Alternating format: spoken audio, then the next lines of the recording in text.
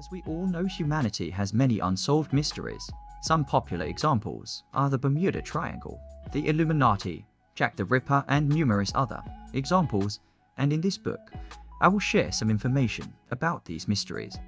Jack the Ripper. Jack the Ripper was a famous serial killer during 1888. In fact, the name Jack the Ripper came from a letter by an individual claiming to be the murderer, although many people think this letter was just hoax, made to heighten interest in the story and to increase the newspapers' circulation. He also had other names such as the Whitechapel Murderer and Leather Apron.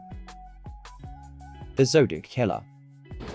Zodiac, a symbol that now stands for terror in San Francisco. Today there was a possibly significant development in the terrifying case of the man who calls himself Zodiac and has boasted that he is responsible for 5 murders in the last 9 months. In Zodiac's latest letter last week, he threatened to make a busload of school children his next victims.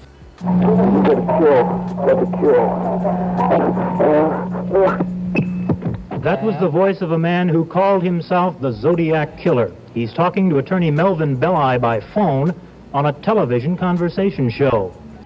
Okay, look, you might be asking, why is he called the Zodiac Killer?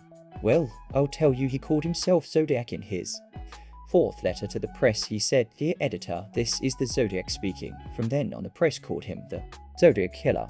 He did kill lots of people, but did you know he survived? I know, crazy. Well, Mike Renaud-Maggio and Brian Calvin Hartnell are the only 2 known survivors of the Zodiac Killer. Pan Am Flight 914. Now, this is where things get juicy. OKSC.